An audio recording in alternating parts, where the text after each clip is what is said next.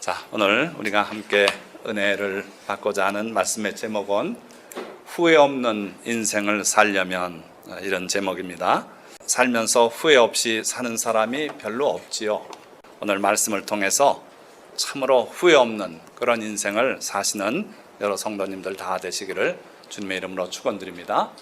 자, 우선 그 후회가 무엇인가, 또는 한탄이라고도 번역이 됐는데, 히브리 원어로는 나함이라고 되어 있어요. 나함 이렇게. 그리고 그 나함의 뜻이 뭔가 보니까 뭔가에 대해서 안타깝고 애석하고 유감스러운 그런 마음의 상태를 나함으로 이렇게 표현합니다. 그게 번역하다 보니까 repent가 되기도 하고 regret라고 번역하기도 하고 그래요. 킹 제임스 버전이 그렇습니다. 그런데 이제 이 나함이 또 다른 크게 두 가지 뜻이 있는데, 또 다른 뜻은 자기 자신을 위로하거나 또는 남을 위로하거나 이럴 때 또 나함이라고 말하고요. 위로받고 하는 것도 또 나함이에요. 그래서 크게 두 가지 뜻이 있다고 기억하시면 되겠는데, 오늘은 이제 후회스럽다, 통탄스럽다, 마음이 아프다, 이런 개념의 나함에 대해서 우리가 한번 생각해 보려는 겁니다. 우리 인생은 되돌릴 수 없는 그 시간의 흐름 속에 살아가요. 자, 그런데 문제는 우리가 되돌아갈 수 없는 시간의 흐름 속에 사는데, 그 어느 땐가 우리의 선택이 잘못되면 오늘의 결과가 잘못될 수가 있어요. 또 그때 잘못 선택한 것이 내 평생에 큰 아픔으로 남기도 하고 그렇습니다. 그래서 이 후회라는 것은 그 되돌릴 수 없는 시간의 흐름 속에서 우리가 과거에 어떤 선택을 했는데 그것이 참 애석하거나 할 때 갖는 감정이라고 볼 수 있죠. 또는 단순한 선택이 아니라 내가 했던 행동이 또 그렇게 아픔을 주기도 할 때 그게 이제 후회로 남는 거죠. 그 개념을 잘 표현한 것이 이런 글귀가 있더라고요. 시간의 흐름 속에서 여러 가지 선택을 하는데 그 선택이 나의 악한 쪽을 드러나 보이게끔 했던 그런 행동들, 그런 일들, 그것 때문에 그걸 이제 시간 속에서 우리가 깨닫고 하면은 그때 이제 이 후회의 감정이 생긴다, 그런 거죠. 자, 우리가 어떠든 그런 문제도 그렇고 후회를 남기는 그런 일들이 참 생을 살아가다 보면 많이 있죠. 그런데 하나님은 후회가 없으셔요. 그렇죠? 성경 말씀이 그렇게 말하고 있어요. 하나님은 사람이 아니시니 거짓말을 하지 않으시고 인생이 아니시니 후회가 없으시도다. 이건 누가 한 말씀이냐면은 그 이스라엘을 저주해달라고 초청했던 그 발람 선지자가 한 말이에요. 그는 여호와 하나님을 잘 알아요. 그러고 하나님의 영감도 받고 이런 선지자인데, 하나님에 대해서 이렇게 표현했어요. 하나님은 사람이 아니시다. 사람은 때때로 자기의 이익을 위해서 거짓말도 하지만 하나님은 거짓말하는 분이 아니시다. 또 하나님은 인생이 아니시다. 단 한 번의 삶을 사는 인생과는 다르시다. 수많은 사람의 삶을 보아오셨고 또 우리를 창세전부터 아시는 분이고 아시는 분이다. 그래서 우리 하나님은 우리 인간과 다르시니 후회가 없으신 분이다. 어찌 그 말씀하신 바를 행하지 않으시며 하신 말씀을 실행하지 않으시랴. 이렇게 하나님을 정확히 표현했어요. 어떻습니까? 하나님은 일반적으로 그러신 분이에요. 하나님은 우리와 다른 전능자십니다. 우리는 유한자예요. 시간의 흐름 속에 우리는 한 번뿐이 못 살아요. 내가 볼 수 있는 것은 저 종이 한 장 뒤에도 뭐가 있는지 모르죠. 그러니까 우리는 여러 가지 면에서 유한자고 짧은 경험의 바탕에서 살고 있어요. 그러나 우리 하나님은 그런 인생이 아니시기 때문에 후회도 없으시고 후회할 일이 없어요. 모든 걸 다 아시기 때문에 그 결정이 올바르고 정의롭고 하니까 잘못 저질러 나서 후회하실 그런 하나님은 아니시라는 거예요. 맞는 말씀입니다만은 성경을 보시면 하나님도 2번 후회하셨어요. 후회하실 그런 인생이 아니신데도 하나님이 2차례 후회하시고 한탄하셨어요. 언제 그러셨을까요? 보니까 인간을 창조하시고 그 인간이 완전히 죄 가운데로 떨어지는 걸 보시고 그러고 하나님이 한탄하셨어요. 자, 번역을 한탄이라고 해놨지만 원어가 나함이고 그리고 영어 성경은 똑같이 repent 했다 그랬어요. 하나님이 회개하셨대요. 참 이상한 말이죠. 그걸 우리말로 번역하니까 회개인데 어쨌든 낙함하셨어요. 그 일 때문에 마음 아프고 안 했으면 좋을 뻔했다. 이런 말씀을 하나님이 진행하셨어요. 자, 또 한 번은 언제 하나님이 후회하셨냐면 사울을 왕으로 세우셨던 걸 또 후회하셨어요. 여기는 또 번역이 내가 사울을 왕으로 세운 것을 후회하노니, 비로소 이제 후회라고 이렇게 표현되어 있는데 어쨌든 똑같은 내용이에요. 인간 지으시고 한탄하신 거나 사울을 왕으로 세우셨던 것을 후회하셨다는 거나 똑같은 낙함이에요. 그러니까 하나님은 당연히 아시고 앞도 내다보실 수 있고 전능하신 분인데 어떻게 후회를 하시는가? 인간을 상대로 할 때는 인간이 뜻하지 않게 하나님이 바라신 쪽으로 안 나가고 변질되고 타락하고 하나님을 노엽게 할 때마다 하나님은 매우 마음 아파하시고 그랬어요. 그래서 우리 하나님은 사람을 상대로 할 때는 낙함이 늘 있으셨던 그런 하나님이다. 이걸 여러분들이 기억하시면 되겠어요. 자, 그런데 오늘은 하나님의 낙함을 얘기하자는 게 아니라 우리 인생의 낙함, 후회, 이걸 한번 살펴보려는 거예요. 두 번째 장인데, 자, 인간의 후회는 몇 년 전에 좋은 책이 나왔어요. 원래 원제는 죽을 때 가장 후회하는 5가지, 이런 제목이죠. 영어로 하면 The Top 5 Regrets of the Dying. 죽어가고 있는 사람의 후회거리들. 근데 그걸 이제 추려서 쭉 정리해 보니까 공통점이 많은데 5가지만 뽑아서 제일 많은 거를 이제 제시했어요. 누가 했냐면은 브로니 웨어라고 하는 호주의 간호사예요. 근데 호주에서 간호사가 돼가지고 간호사 생활을 하다 보니까 내가 평생 이 짓 해야 되겠는가?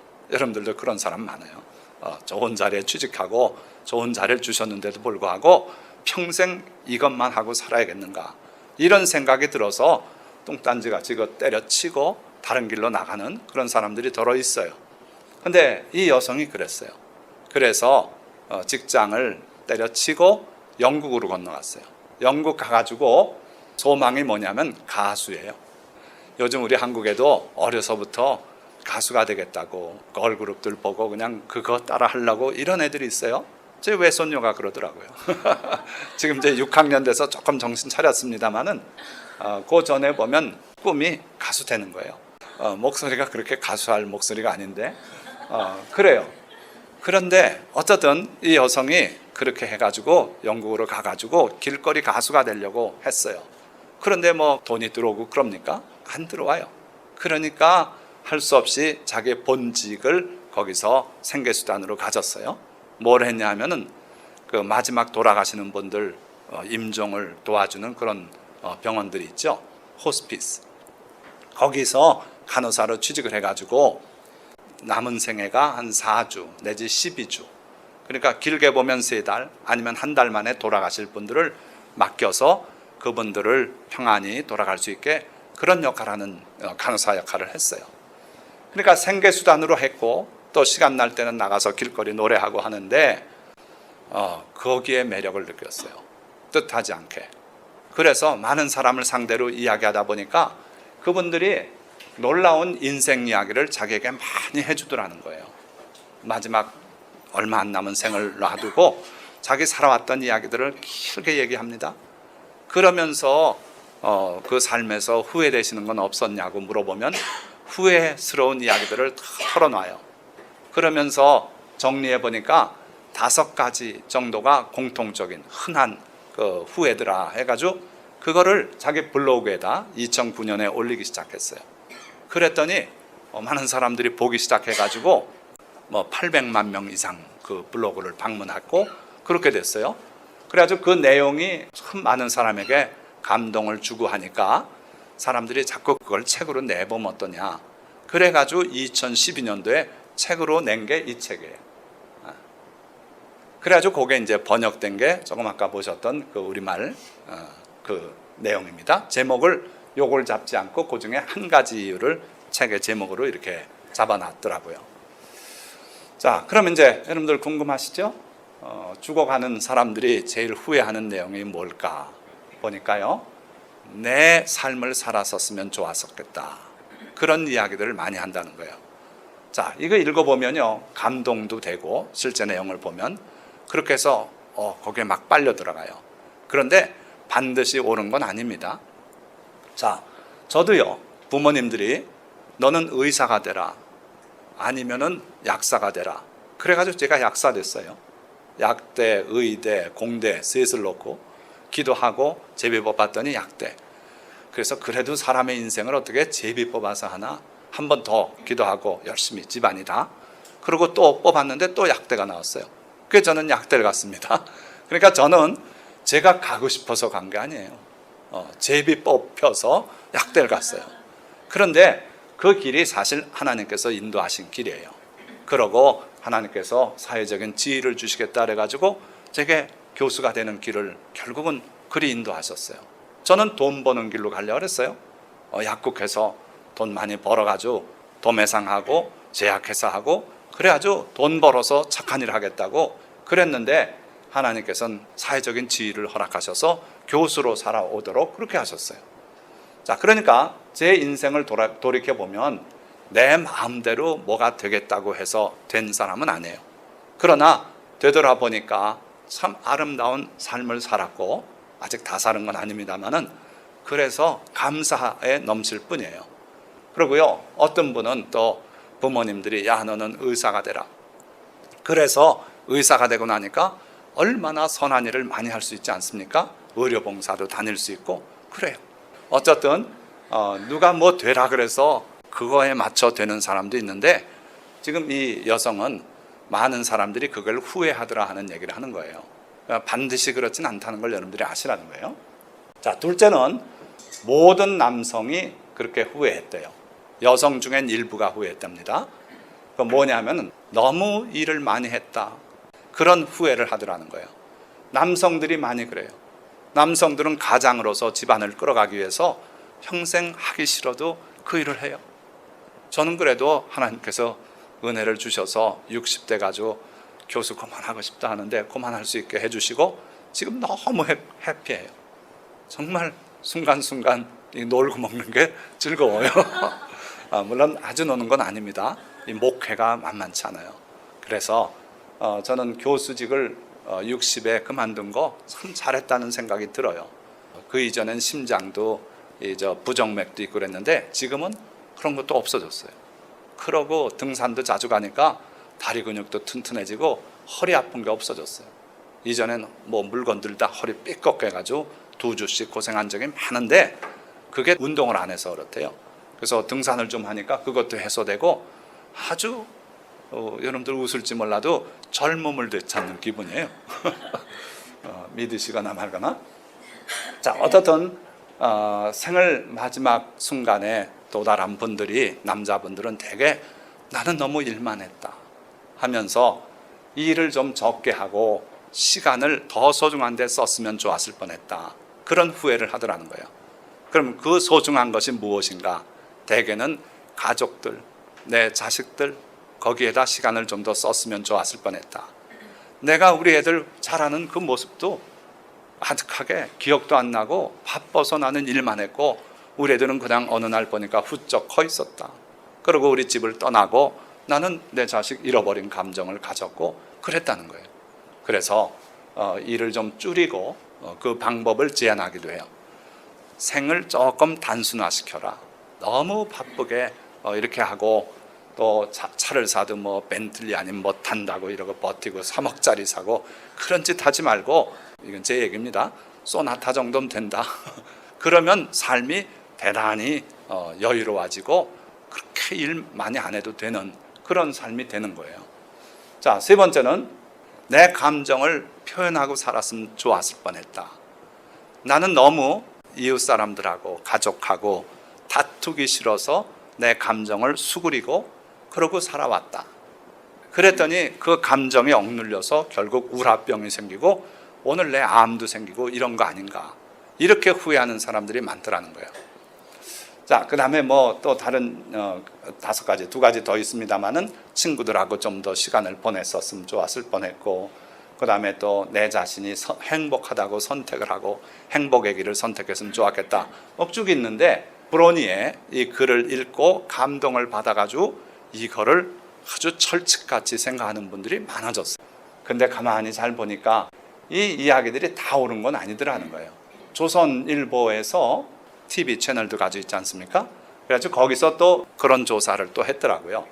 그렇게 폭넓은 조사는 아닌데 남양주시 수동 요양병원에 여기도 이제 호스피스 병원 같은 곳인가 봐요. 거기에 말기 암 환자 10명을 이 기자가 만나서 인터뷰를 하면서 그 브로니의 글처럼 그렇게 정리를 해봤더라고요. 그래가지고 내 인생에서 가장 후회되는 것이 뭔가 물어보니까 어떤 분은요, 이혼, 자기는 이혼한 분이에요. 그런데 생애 중에서 제일 후회스러웠던 게 이혼이었다. 그때 조금만 더 참았으면 좋았을 뻔했다 하면서 그런 이야기를 해요. 자, 이거는 조금 아까 브로니가 이야기했던 그 영국의 사람하고 좀 다르죠. 거기에서는 자기 감정을 수그리고 억제하고 했던 걸 후회하고 있는데, 이분은 반대로 자기 마음대로 자기 생각대로 해서 이혼하고 한 걸 후회해요. 하나님은 뭐라 그러십니까? 나는 이혼하는 걸 미워한다고 말라기서에 분명히 기록하고 있고, 예수님께서도 하나님이 짝지어 주신 것을 사람이 나눌 수 없다 하면서 당사자들 물론이고 시부모나 친정 어머니나 나서서 야 이혼해 이렇게 해서 가정을 파탄시키는 거 하나님이 허락지 않으신다는 거예요. 자, 그런 하나님의 말씀하고 비춰보면 당신의 감정에 솔직해라, 그리고 새 삶을 살아라 막 이렇게 조언하는 건 올바른 조언이 아니라는 걸 알 수 있어요.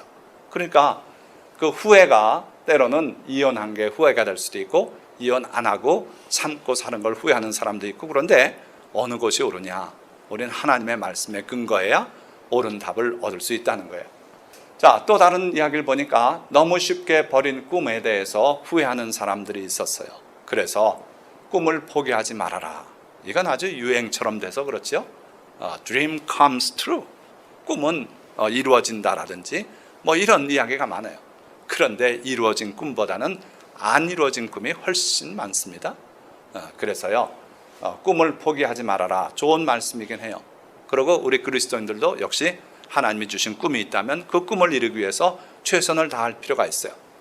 그러나 대통령이 되는 꿈이라든지 가수가 되는 꿈이라든지, 지금도 몇십만 명의 우리 젊은이들이 일할 생각 안 하고 그 스타가 되겠다고 그러고 맨날 머리 받고 돌고 있고 뭐 이런 청년들이 많아요. 우리 둘째 아들도 그랬었고요. 그런 사람들이 많아요. 그러나 일찍 그걸 깨우치고 이건 아니다 하고서 제 길로 갔길래 망정이지, 걔가 그 꿈을 버리지 않았다면 오늘 뭐가 됐겠습니까? 참 걱정스러운 거죠. 그래서 무책임하게 꿈을 포기하지 말아라 이런 말도 함부로 할 건 아니에요. 그 꿈이 뭔지를 들어보고 아름다운 꿈이면 격려하고, 그리고 이룰 수 있는 현실적인 그런 꿈이라면 도와주고 이렇게 하는 건 좋은데, 꿈의 내용도 묻지도 않고 꿈을 버리지 말라 하는 건 또 좀 문제가 있다 하는 거죠. 또 남들과 더불어 살아라.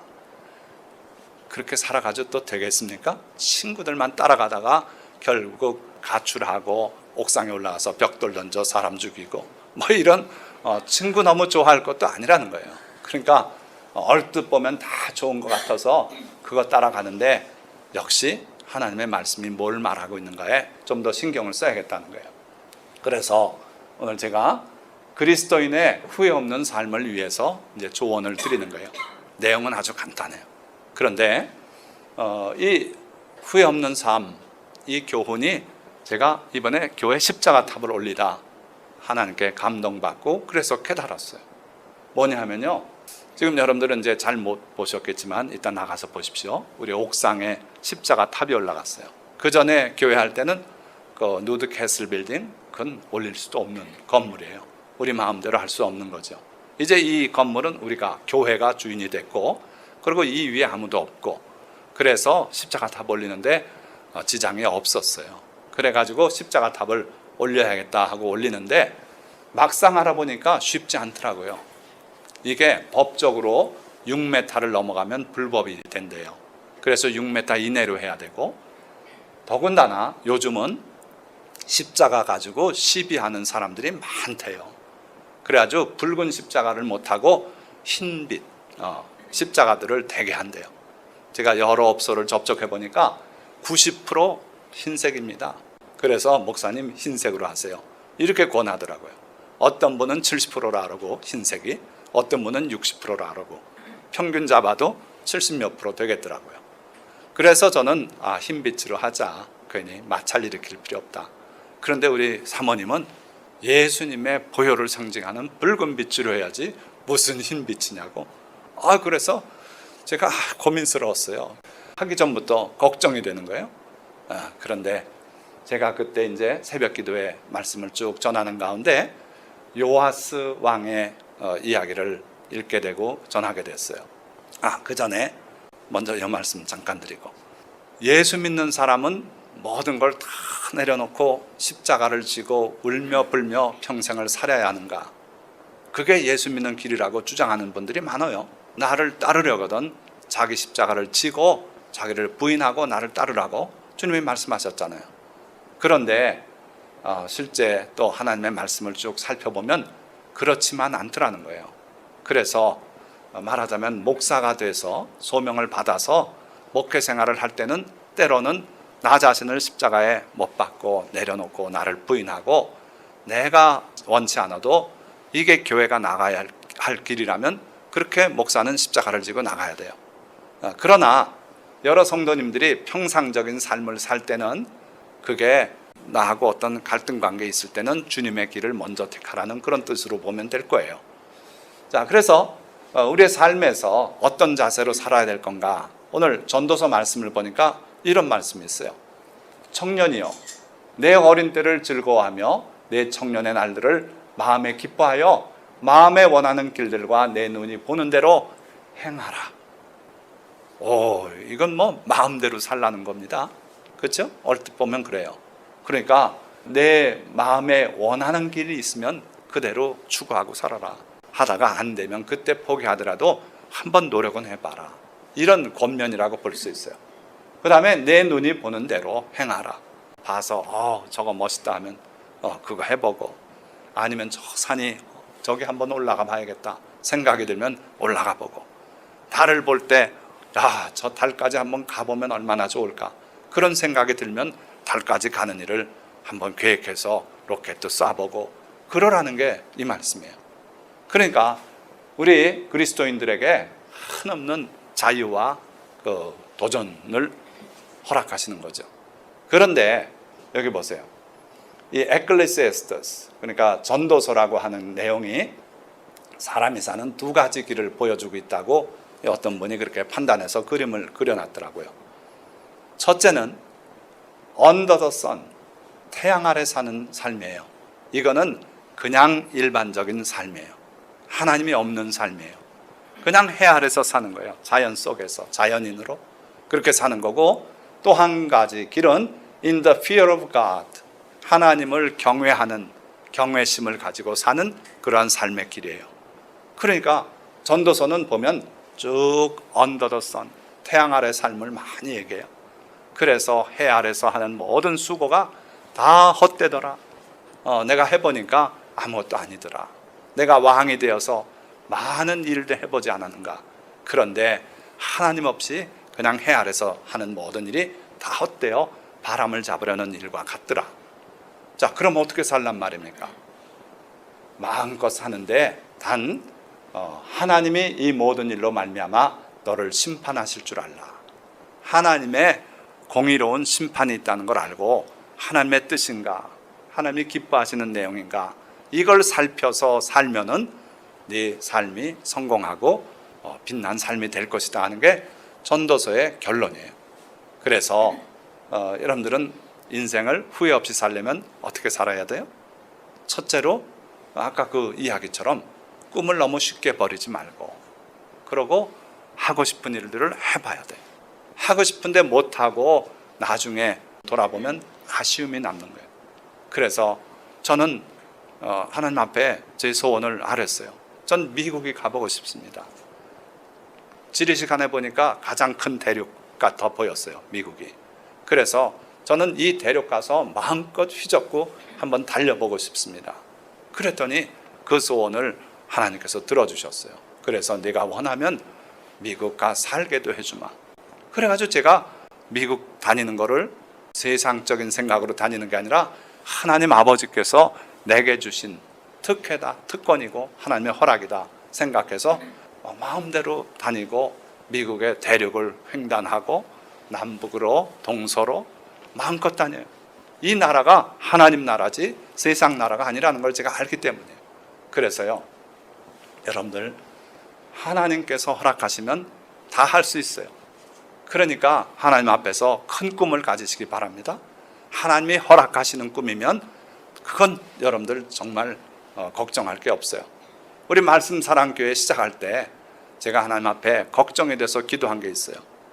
아버지 하나님, 지금 이거 세는 겨우 얻어놨는데 세가 한 달에 그 당시에 115만 원이에요. 그리고 관리비 포함해서 140만 원. 이게 펑펑 나가야 되는데 어떻게 합니까? 그리고 또 성도들을 먹여야 되고, 그래가지고 하나님 앞에 간절히 새벽제단마다 기도한 게 있어요. 주여 채워주십시오. 그랬더니 하나님께서 제게 감동 주신 게 은도 내 것이고 금도 내 것이다. 이 세상에 가득 찬 저 건물들 다 내 것이고 저 산에 있는 짐승도 내 것이고, 그러니 걱정하지 말아라 하는 감동을 주셨어요. 그랬더니 어떻게 됐습니까? 지금 성도들 요 정도 모여가지고 교회가 잘 안 돼요, 재정적으로 따지면. 그런데 하나님께서 말씀사랑교회는 복 주셨어요. 그래서 우리가 3년 몇 개월 하고서 이 건물을 살 수 있었잖아요. 그게 말이 됩니까? 하나님이 하시니까 그렇게 돼요. 그래서 주변에 있는 사람들이 이렇게 알고 저렇게 알아가지고 자꾸 헌금하겠대요. 그만하라고 제가 말씀드려도 아니라고 계속한대요. 그리고 제 동생 보고도 그만해라 그랬더니 아니라고 두 곱절로 늘려서 헌금하고, 그래가지고 우리가 이 건물을 살 수 있었던 거예요. 하나님께서 하시고자 하면 해요. 그래서 여러분들은 하나님께 잘 보이면 되는 거예요. 그러면 하나님이 한량없는 복 주시고 여러분들의 삶을 높여주시고 머리 되게 하시고 꼬리 되지 않고 위에 있고 아래 내려가지 않게 그렇게 하시는 하나님이라는 거예요. 자, 그 십자가를 제가 십자가 답을 추진하면서 그 어려운 점들을 이렇게 느끼고, 그래가지고 비용도 또 만만찮고, 그래가지고 걱정을 하는데 이 요아스에게서 제 자신의 모습을 제가 발견했어요. 그리고 한없이 부끄럽고 하나님 앞에 눈물로 회개하고 그렇게 했어요. 뭔지 아십니까? 이 요아스란 왕이 있었어요. 그리고 엘리사 선지자가 있었습니다. 엘리사 선지자가 늙어서 이제 죽을 병이 들었어요. 하나님 앞으로 가야 될 때가 됐어요. 그러니까 이스라엘 왕 요아스가 그에게 달려왔어요. 그래서 엘리사 선지자의 얼굴에 눈물을 뿌렸어요. 이 번역이 우리는 요아스 왕이 자기 얼굴에 눈물을 흘렸다 그랬지만, 다른 번역을 보면 엘리사 선지자의 얼굴에 눈물을 뚝뚝 흘리면서 그러고 울고 있었어요. 의식이 없었는지 모르겠어요. 그러면서 하는 얘기가 내 아버지요, 내 아버지요, 이스라엘의 병거와 마병이요, 돌아가시면 어떻게 합니까? 왜 그런지 아십니까? 엘리사 선지자가 살아있는 동안 하나님의 뛰어난 영감 속에 북쪽 아람 왕국이 쳐들어오면 그 소식을 미리 다 알려줬어요. 왕에게. 왕이시여, 이번에 아람군들이 이쪽으로 해서 쳐올 겁니다. 복병을 두십시오. 그래서 막아내기를 여러 차례 했어요. 나중에 그 아람 왕이 안 되겠다 싶어서 결국은 엘리사 선지자를 잡으려고 도단에 군사를 파견한 적도 있었어요. 그때 결국은 엘리사 선지자가 그들의 눈을 어둡게 해서 그리고 사마리아 성으로 끌어가서 거기서 먹을 것 주고 돌려보내줬어요. 그 이후에 그 부대가 다시는 이스라엘을 넘보지 못했던 그런 일도 있었어요. 그러니까 엘리사 선지자는 실제로 이 북이스라엘 왕국의 병거와 마병과 모든 군사력을 능가하는 그런 선지자였어요. 그런데 이분이 돌아가시면 큰일 났다 이거예요. 그래서 요아스 왕이 와서 그 앞에서 눈물을 뚝뚝 흘리면서 돌아가시면 어떻게 합니까 하고 부르짖었어요. 그때 엘리사가 느닷없이 눈을 떴어요. 이 성경이 그렇게 말은 안 하지만 저는 그렇게 상상해. 눈물이 뚝뚝 떨어져서 얼굴을 적시는데도 모르고 무의식 가운데 있던 그분이 번쩍 눈을 뜨더니 왕에게 말합니다. 활과 화살들을 가져오소서. 그랬더니 왕이 활과 화살들을 그에게 가져왔어요. 또 이스라엘 왕에게 이르되 왕의 손으로 활을 잡소서 하니까 그가 손으로 잡았어요. 참 순종 잘해요. 여기 보니까 하라는 대로 다 따라합니다. 자, 그 다음에 엘리사가 자기 손을 왕의 손 위에 얹고 왕이 활을 잡았는데 거기 손을 같이 얹었어요. 무슨 의미입니까? 하나님의 영이 자기를 통해 역사하시던 그 여호와 하나님께서 그 왕을 도와주시라는 거예요. 그래서 자기 손을 얹고 그러고 말합니다. 이르되 동쪽 창을 여소서. 그러니까 또 그 창을 열었어요. 곧 열매 엘리사가 이르되 쏘소서 하는지라 곧 쏘매. 다 따라하지 않아요? 다 순종해요. 그래서 곧 쏘매 엘리사가 이르되 이는 여호와를 위한 구원의 화살 곧 아람에 대한 구원의 화살이니 왕이 아람 사람을 멸절하도록 아벡에서 치리이다. 싸울 장소까지 일러줬어요. 아벡에서 아람 사람들과 싸울 것이고 그들을 진멸할 것입니다. 그러면서 이 화살이 바로 그 화살입니다. 그걸 상징하는 겁니다. 또 이르되 화살들을 집으소서. 곧 집음에 엘리사가 또 이스라엘 왕에게 이르되 땅을 치소서. 아이고, 이 노인 양반이 빨리 안 돌아가시고 왜 깨 일어나가지고 나보고 이렇게 번잡하게 하는가. 그 생각이 들었는지도 모르겠어요. 지금 시키는 동작이 많아요. 활 가져오라. 가져왔어요. 동쪽 창문을 열었어요. 쏘라고 쐈어요. 그랬더니 또 이제는 화살을 가져오십시오. 활은 내려놓고 가져왔어요. 땅바닥을 치래요. 이게 도대체 뭔 일인가 이해가 안 됐어요. 그래서 이 왕은 땅을 3번 쳤어요. 그러고 내려놨어요. 그 화살을. 자, 그러니까 하나님의 사람이 노하여 이르되 왕이 6번을 칠 것이니이다. 그리하였다면 왕이 아람을 진멸하기까지 쳤으리다. 그런즉 이제는 왕이 아람을 3번만 치리다. 그리고 역사적으로 이 요아스 왕이 북쪽 아람을 3번 전쟁에서 이겨요. 그리고 나중에 결국은 전쟁에 밀리기 시작하면서 이스라엘이 결국은 망합니다. 얼마나 안타까운 일이에요. 이 선지자는 그걸 내다봤어요.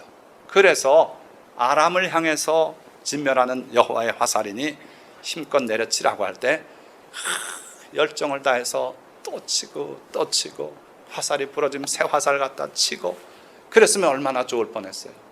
그런데 요아스는 그냥 3번만 치라니까 쳤어요.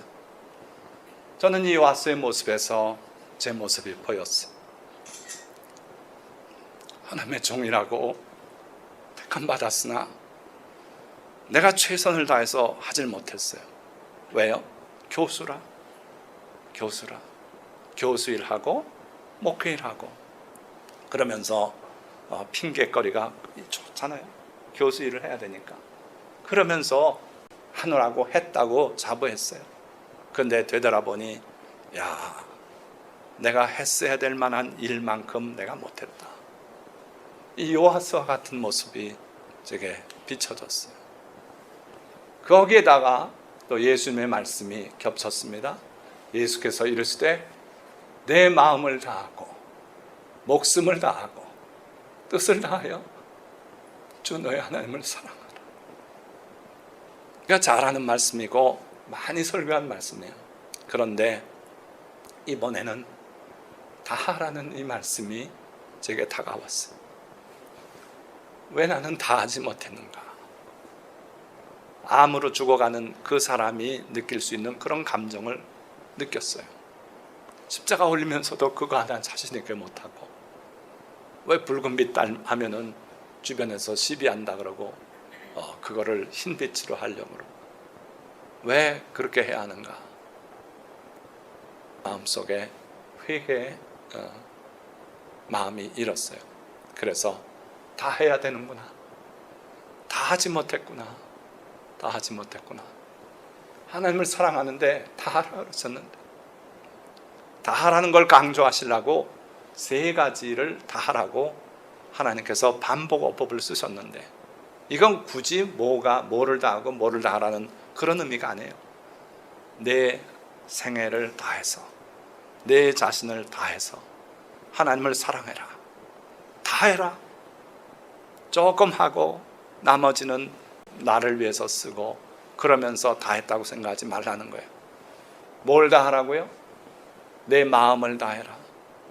늘 하나님 생각하고 내 정서를 다 하고 그 다음에 목숨을 다하고 이건 목숨은 죽을 때까지란 뜻이 아니고 네페시, 너의 인성, 내 영혼, 네 삶, 네 생김새, 내 모든 것, 나 자신이 너 자신을 그대로 다 하나님께 바쳐라. 그리고 힘을 다한다. 여기 보니까 이게 이제 번역이 또 기록이 잘못된 건데 원래는 힘을 다하라는 말씀이 나와요. 그건 뭡니까? 난 이 힘인 줄 알았어요. 다리 힘, 근육의 힘. 그래서 힘을 다해라. 아니고요. 내 모든 실력. 내가 변호사 시험에 합격해서 변호사 자격을 가졌으면 그게 내 힘이에요. 여러분들이 약사면을 땄으면 그게 또 여러분들의 힘이에요. 여러분들이 어떤 지위가 있습니까? 교수의 직에 있습니까? 그게 여러분의 힘이에요. 하나님이 주신 그 모든 여러분들의 능력, 힘, 체력, 건강, 지위, 명예, 이걸 다 해서 하나님을 사랑하라. 하나님을 섬겨라. 하나님을 사랑해라. 그런데 왕이 돼서도 여호와를 사랑하되 마음을 다하지 못한 왕들이 있었어요. 그 사람들은 결국 어떻게 됩니까? 노년기에 가서 하나님을 나 몰라라 하고 배반하는 그런 왕들이 있었어요. 솔로몬이 대표예요. 솔로몬 그 지혜로운 왕이지만 마음을 다하진 못했어요.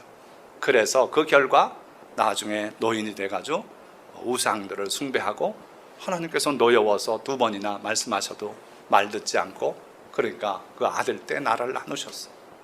그렇습니다. 우리는 다 해야 돼요. 다 해야 돼요. 여러분들이 지금 이 말을 들었으니까 다행이에요. 여러분들의 생애에는 다 하십시오. 후회가 남지 않도록 하나님을 사랑하되 힘을 다해서 해야 돼요. 정말 요만침해서 쥐뿔 만큼 하고 칭찬 듣는 그런 사람 되지 마세요. 내가 욕을 먹더라도 하나님이 다 했다고 인정하실 때까지 그렇게 하세요. 그래야 하나님께서 여러분들을 사용하시고 여러분들을 높여주실 줄 믿습니다. 둘째도 그와 같으니 내 이웃을 내 자신같이 사랑하라. 자, 예수님께서는 가장 큰 계명이 뭡니까? 하고 물었을 때 이 답을 하신 겁니다. 계명이라는 게 뭡니까? 계명이 왜 있습니까? 하나님께서 우리 잘되라고 주신 게 계명이에요. 율법을 자꾸 멍해로 생각하는 사람들이 있는데 아닙니다. 우리가 자식 길러보면 아시죠? 야, 길 갈 때는 꼭 초록불에, 그것도 그냥 가면 안 된다. 살피고, 그것도 또 횡단보도에 우측으로 건너가라. 좌측에서부터 먼저 차가 오니까. 그걸 가르치는 게 부모의 심정이고 그게 바로 율법과 같은 거예요. 하나님께서 우리에게 너희 세상 살 때 이렇게 살아야 성공한다. 하나님 외에 다른 것을 네가 하나님처럼 섬기면 반드시 망한다. 그러니까 나 외에 다른 신을 두지 마라. 그리고 우상 그거 절대로 만들지도 말고 절하지도 말고 섬기지도 마라. 그건 내가 미워하는 것이다. 하나님의 이름을 망령되이 일컫지 마라. 나를 두려워하고 그리고 존경하는 마음으로 늘 상대해야 된다. 그리고 안식일을 기억해서 쉬거라. 너만 쉬는 게 아니라 내 수와 있는 사람 다 쉬게 해라. 그래서 그들이 여유를 갖고 하나님을 섬기도록 해라. 그리고 내 부모를 공경해라. 살인하지 마라. 간음하지 마라. 도둑질하지 마라. 거짓 증거하지 마라. 그리고 내 이웃의 것 탐내지 마라. 이게 하나님의 계명이에요. 왜 주셨어요? 우리 잘 되라고. 잘못하면 사탄의 덫에 걸려서 평생을 후회하는 그런 일이 벌어지지 않도록 남의 안에 넘보다가 그거 잘못돼가지고 직위도 잃고 감방에 들어갔다 나오고 평생이 다 망가지는 사람들이 있어요. 그러지 말라고 하나님의 계명으로 주신 거예요. 그런데 왜 그 계명을 그렇게 얽어매는 올무로 생각하는 사람이 있는지 모르겠어요.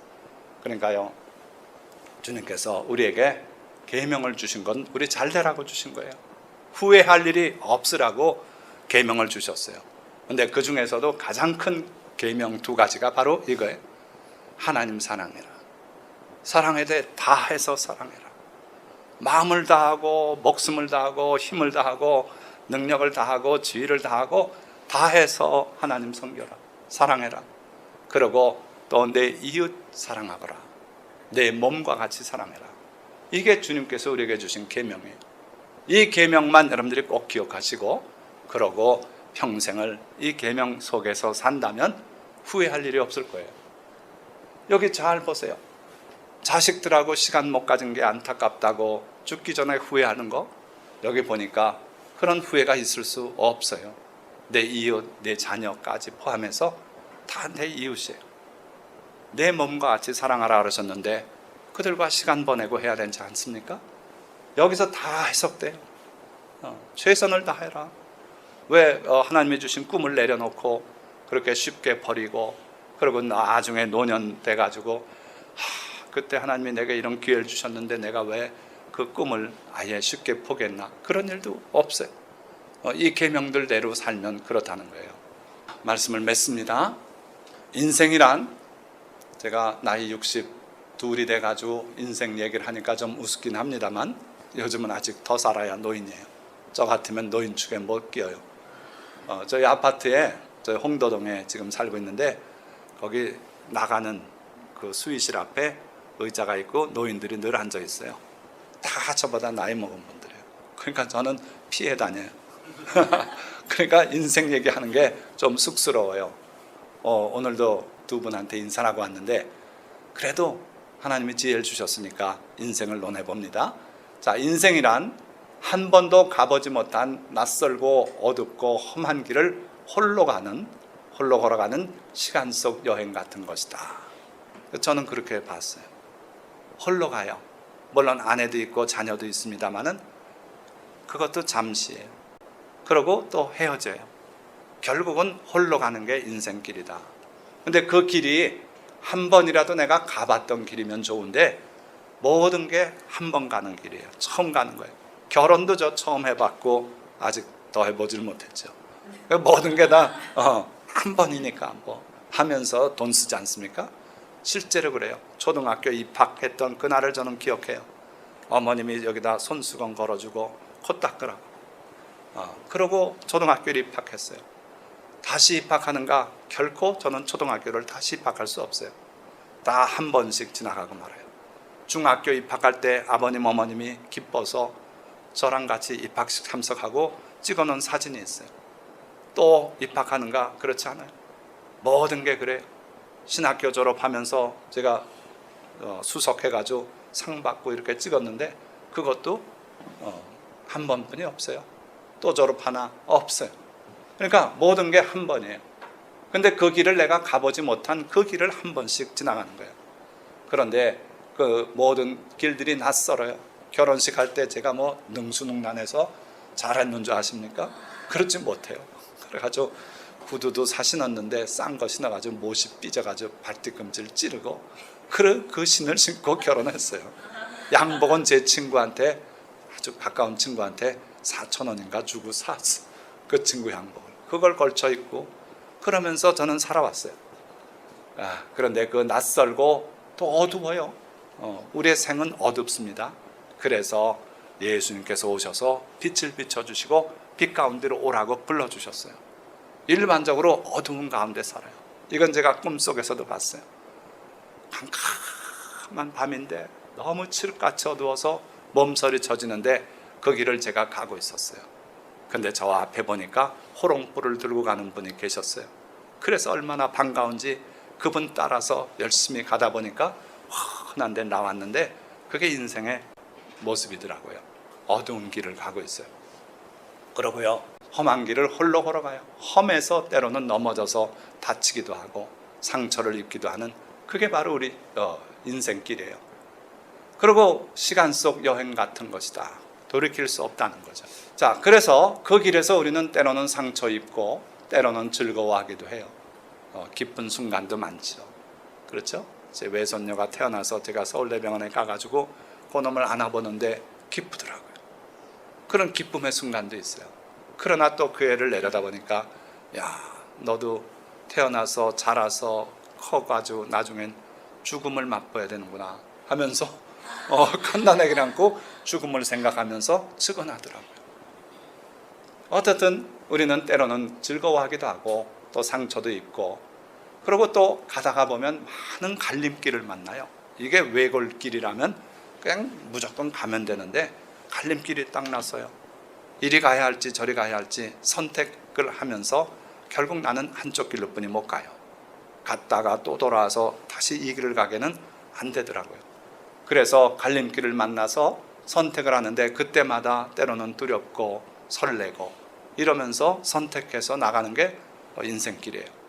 여러분들 앞으로 결혼 배우자 선택하고요, 또 영원한 직장도 선택하고 살 것도 선택하고 선택을 많이 해요. 문제는 우리가 하나님처럼 전지해서 앞날까지 다 내다보는 눈이 있다면 후회가 없을 거예요. 근데 우리 인생은 그렇지 못해서 인생의 종점에서 지나온 날들을 되돌아보면서 잘못된 선택 때문에 마음 아파하는 경우들이 많아요. 내가 그때 집을 떠나지 말았어야 되는데, 또는 그때 내가 좀 더 참았어야 되는데 참지 못하고 이혼을 해서 애들이 다 이렇게 가정이 없어지고 나가서 큰 놈 자살하고 작은 놈 어디로 갔는지 행방불명되고 다 내가 참지 못해서 그랬다.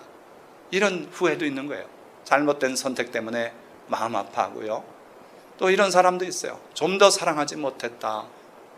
내가 그때 좀 더 시간을 거기에 쓰고 했으면 좋았을 뻔했다.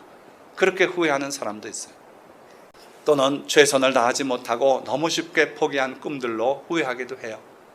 또는 그게 다행이었을 수도 있죠. 그러나 많은 사람들은 가보지 못한 길에 대한 미련 때문에 후회를 합니다. 이게 인생의 모습이에요. 자, 그러나 주님은 우리들이 후회 없는 인생을 살아갈 수 있도록 사랑의 계명들을 주셨어요. 아까 본 하나님을 다해서 사랑해라.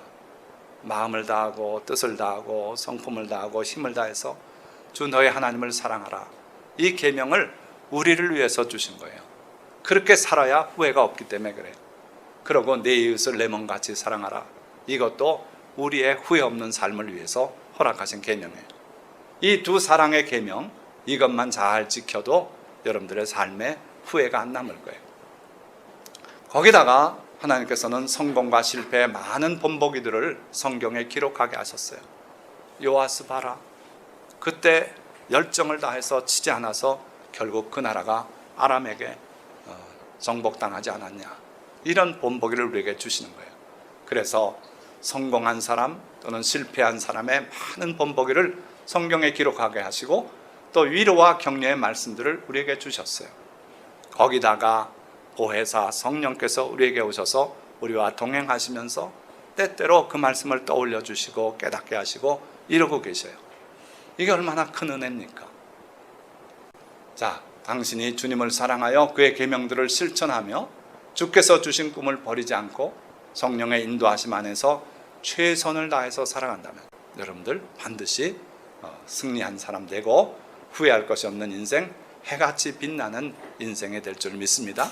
그렇게 사십시오. 주님의 계명들을 꼭 기억하고, 특별히 가장 큰 두 계명, 사랑의 계명 기억하고, 그리고 성경에 기록된 많은 본보기들 여러분들이 읽을 때 나는 이래서는 안 되겠구나, 나는 이 사람처럼 살아야겠구나, 다윗처럼 마음을 다해서 하나님을 사랑하고 그렇게 살아야겠지 않은가, 그렇게 하고 성경에 기록된 많은 위로의 말씀들, 격려의 말씀들 아멘으로 화답하고 그 말씀 따로, 그래서 눈이 보는 대로 내 마음이 향하는 대로 더 열심히 살아보고 그렇게 하고 성령의 음성에 귀를 기울이고 그렇게 살아가십시오. 그러면 여러분들이 반드시 승리하고 오늘 이 설교를 기억하게 되실 줄 믿습니다. 기도하겠습니다.